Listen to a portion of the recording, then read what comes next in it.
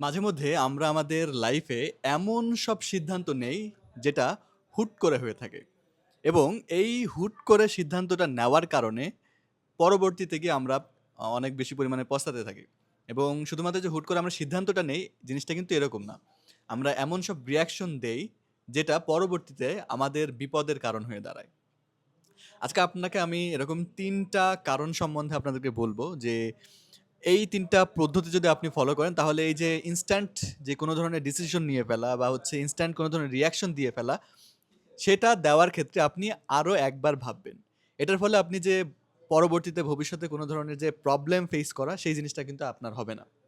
So এটার first নাম্বারে যেই কাজটা সেটা হতে পারে যে আপনি কোনো ধরনের যদি ইম্পর্টেন্ট কোনো ডিসিশন নিতে চান, সেক্ষেত্রে ইনস্ট্যান্ট একটা ডিসিশন না নিয়ে সেটার জন্য ২৪ ঘন্টা অপেক্ষা করেন। ২৪ ঘন্টা অপেক্ষা করলে যেটা হবে আপনি ২৪ ঘন্টায় এই জিনিসটা কিন্তু চিন্তা করার একটা সুযোগ পাবেন। যার ফলে হয়তোবা আপনি এমন একটা ডিসিশন নিয়ে ফেলতেন যেটার আপনি আগে থেকেই এর কি ধরনের কনসিকুয়েন্সেস হতে পারে সেটা আপনি জানতেন না।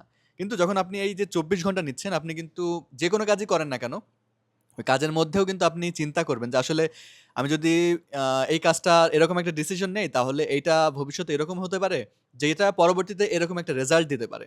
আপনি কিন্তু একটা ডিসিশন নেওয়ার আগে একটা প্রসেস করতে পারবেন ব্রেনের মধ্যে এবং যখন এই প্রসেস করে আপনি ডিসিশনটা নিবেন, পরবর্তীতে গিয়ে আপনার নেক্সট অ্যাকশন কি হবে সেটা কিন্তু আপনি অনেক ভালোভাবে বুঝতে পারবেন। সো যদি কোনো ধরনের এরকম অনেক বিগ টাইপের কোনো ধরনের ডিসিশন নিতে হয়, তার জন্য এটলিস্ট ২৪ ঘন্টা সময় আপনার হাতে রাখুন এবং ২৪ ঘন্টা আপনি নিজের ব্রেইনের মধ্যে জিনিসটাকে প্রসেস করুন।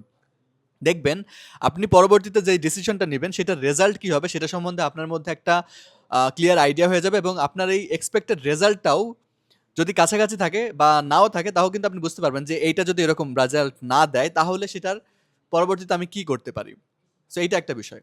২য় নাম্বারে যেই জিনিসটা সেটা হচ্ছে আমরা অনেক সময় কোনো একটা কিছু শোনার সাথে, সাথে বা দেখার সাথে, সাথে বা কিছু একটা হওয়ার সাথে, সাথে ইনস্ট্যান্ট রিঅ্যাক্ট করে ফেলি। সো এই ইনস্ট্যান্ট রিঅ্যাকশনের জায়গাতে আপনি যদি একবার একটু ৫ সেকেন্ড সময় নেন যে হচ্ছে এইরকম একটা কিছু বলল বা এরকম কিছু একটা হলো, সাথে, সাথে না বলে আপনি একদম ঠান্ডা হয়ে যাবেন, গিয়ে ৫ সেকেন্ড শুধু কাউন্টডাউন করবেন। ৫, ৪, ৩, ২, ১ এভাবে যখন আপনি জিনিসটাকে কাউন্টডাউন করবেন তখন কিন্তু আপনার ব্রেইনের মধ্যে এটা প্রসেস হওয়ার একটা সময় পাবে এবং এটার যে আপনি পরবর্তীতে কি রিঅ্যাকশন দিবেন সেটাও কিন্তু আপনি নিজে থেকে বুঝতে পারবেন। ফলে যেটা হবে আপনি যেই রিঅ্যাকশনটা দিবেন সেটার পিছনে যে আপনার যে ডিফেন্ড করার যে জিনিসটা সেটা কিন্তু আরো ইজি হয়ে যাবে।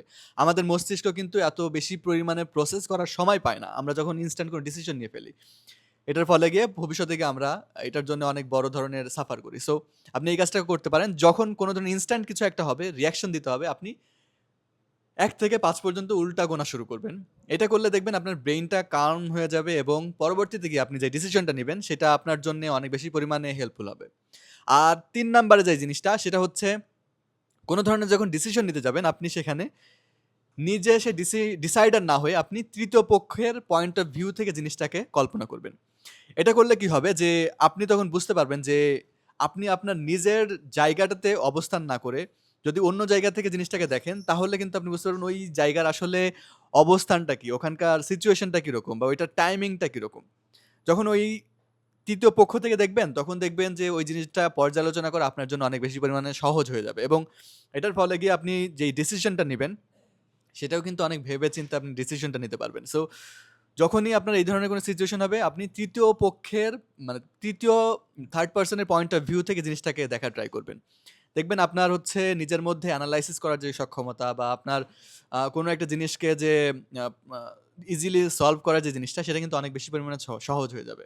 সো ইনস্ট্যান্ট কোনো ধরনের ডিসিশন নেওয়ার ক্ষেত্রে বা পরবর্তীতে গিয়ে আপনি যে সাফার করতেছেন, এরকম সিচুয়েশন যাতে না হয়, এই ৩ টা জিনিস ফলো করবেন। দেখবেন আপনার ডিসিশন নেওয়ার যেই ক্যাপাবিলিটি সেটা বৃদ্ধি পাবে এবং আপনি মেন্টালি অনেক বেশি পরিমাণে ম্যাচিউরড হয়ে যাবেন।